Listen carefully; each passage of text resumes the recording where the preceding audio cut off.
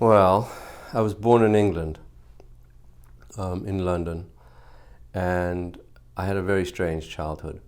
My father was in the Merchant Navy, and in those days the officers could take their family to sea with them. So my mother, and when all the children were born, there were four of us. We all lived at sea, and we traveled around. There was no containerization in those days. So we really did do the proper sailing and did go around the world. I think I'd been around the world. My mother tells this story, of course. I'd been around the world 3 times by the time I was 5 years old. Yeah, so it was I had always joked that I had needed a therapist because I wasn't a normal human being. And it would have to be a special therapist because nobody would be able to relate to my experiences. So yes, most of the time was spent at sea.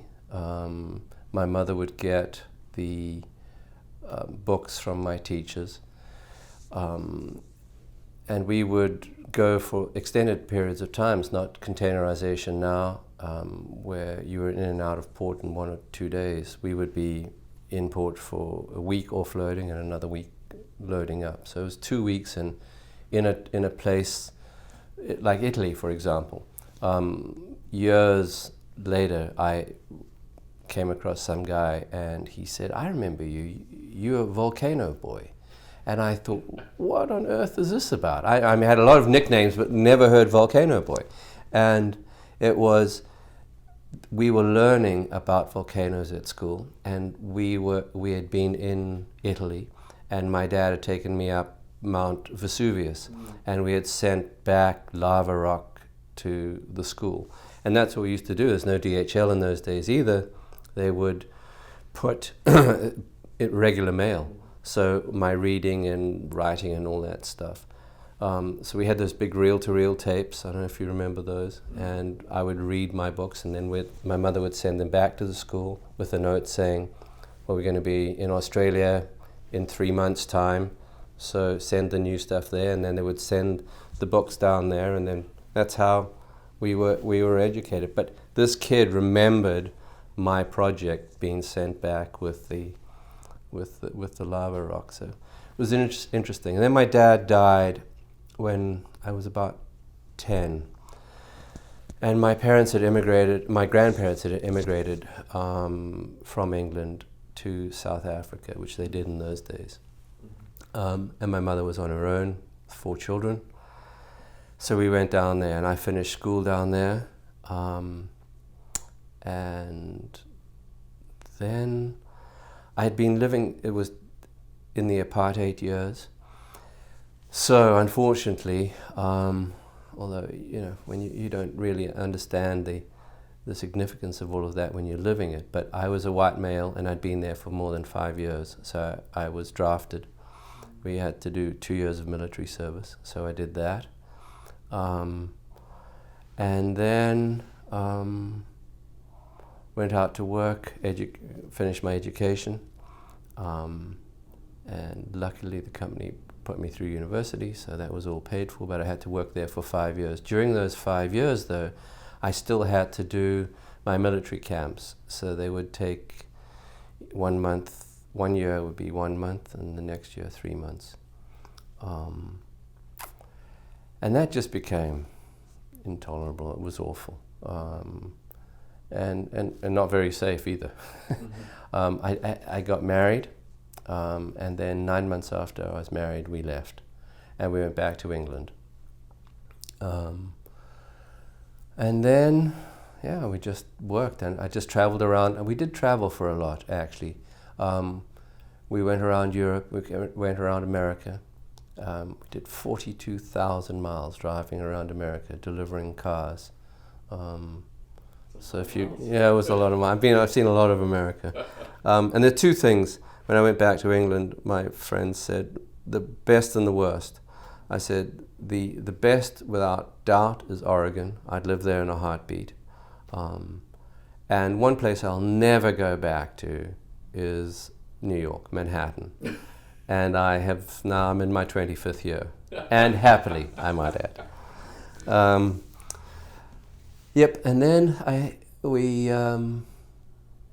so in the travels we sailed. I had sailed, and so we sailed. My wife and I sailed across the Atlantic on delivering a yacht for Beneteau, for the moorings company.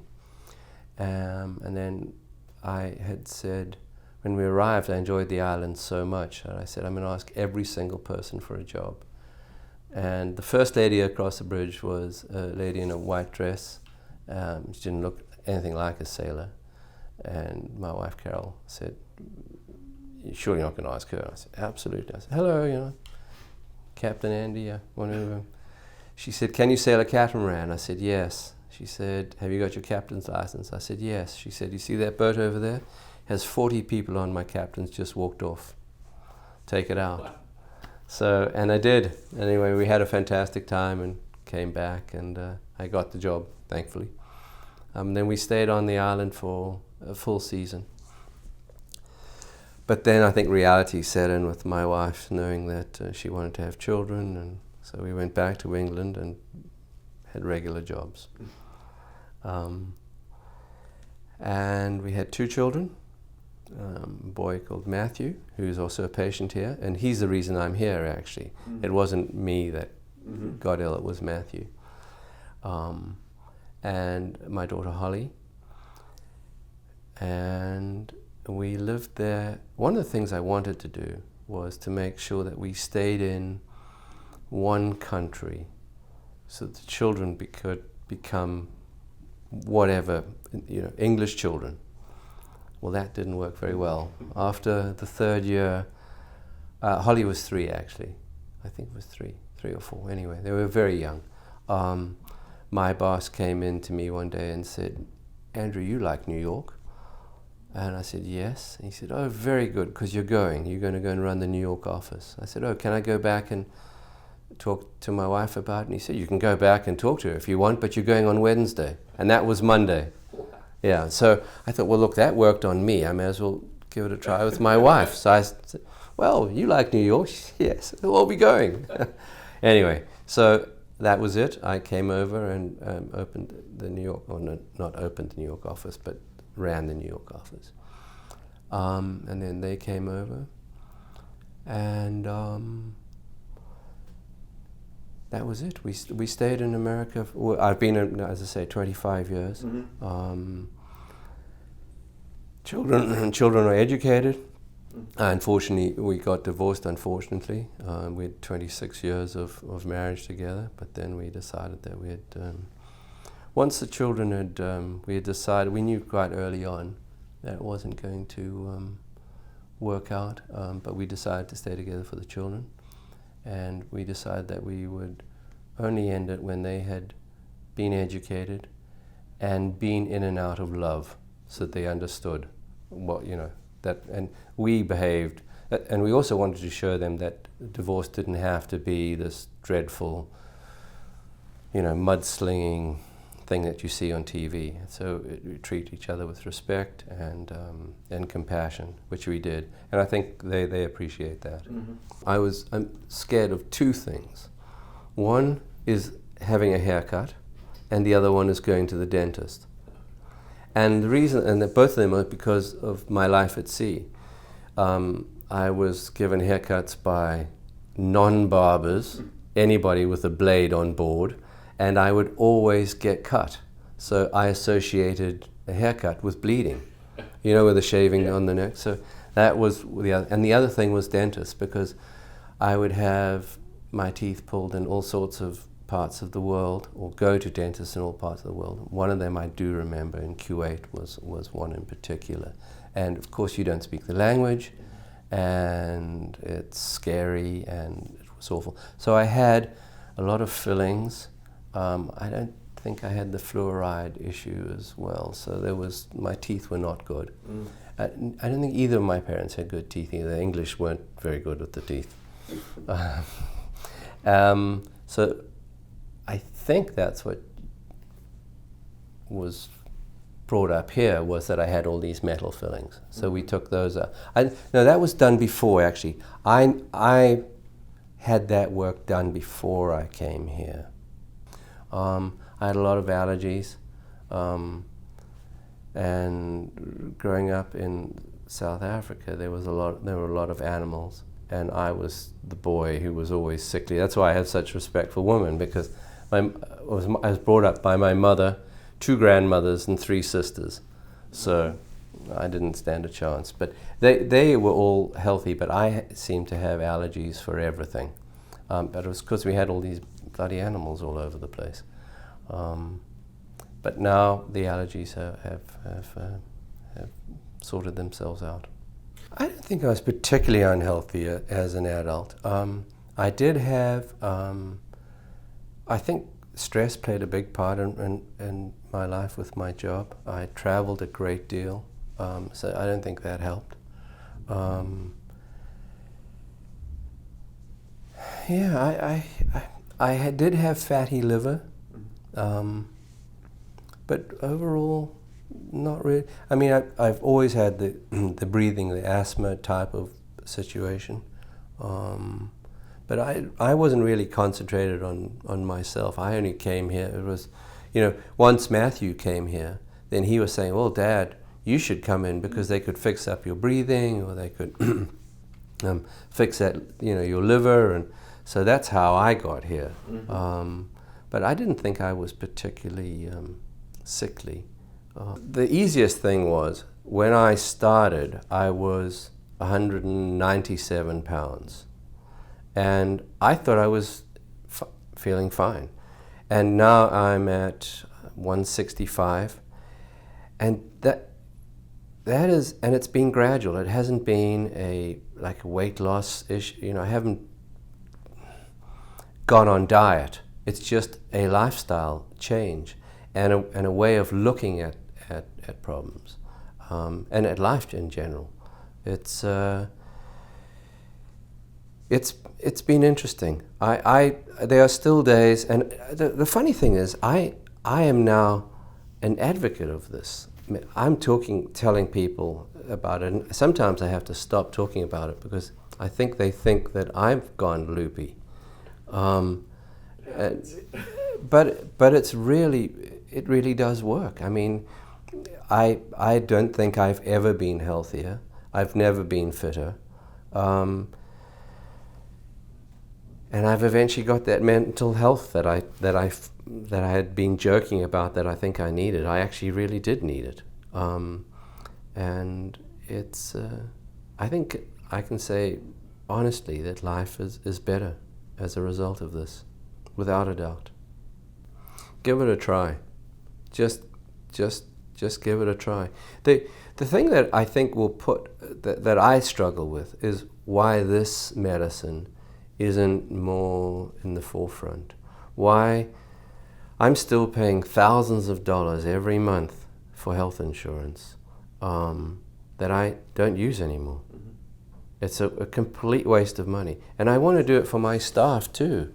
That is, we pay for everybody's health insurance, and I would much rather them all come here and have treatment. I would say to somebody, definitely just give it a try. Just come in and have yourself assessed. But I think that process of what you mentioned is personal responsibility. You got up every day thinking about how you're going to change. And the fact that you took time to do the drops in the morning got you thinking about eating properly.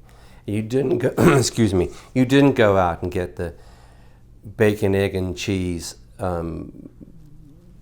sandwich in the morning. You had already taken the pain to take those drops and the tablets, and then you started to feel responsible for doing the right thing, and you made good choices throughout the day. So I wouldn't say it was difficult. It added discipline, I think, to my life. And just that fact of taking those drops set the tone for the rest of the day. And then as I said, I really think about everything I put into my body, because and again, you take the drops at lunchtime. So you're not going to go down and have something from the food cart when Caitlin's been telling you, don't do this, don't do that, you know, what foods to eat and how to eat them. And then again in the evening, the same thing. So throughout the day, there were these almost structured parts that made you think that you should be doing better for yourself. Right. And are you still taking your drops? Every day. All right. 3 times a day. Sometimes I miss lunch. Process, right? Well, that's the thing that people joke about. They say, are you in this forever? And I said, absolutely. Absolutely. I went, no. Or will you ever stop taking the drops? Well, maybe I don't want to take as many, but I certainly will. And again, it's nice to have that structure. Mm-hmm. And it does make you think about what you're putting in your body. When the 197 pounds, it was the bacon, egg, and cheese in the morning, well, the coffee in the morning, bacon, egg, and cheese, you know, steak and lunch, and then steak dinner, and a few beers after work, and you get to 197. It's easy to get to an unhealthy state, I say. It is. But I did say to your dad is that we will work around everything, but I must still have my Guinness. So I don't do it in excess, but exactly. I would say that's non-negotiable. Yeah, right? It was for me. That would have been a deal breaker. But other than that, it has been easy and nice to do.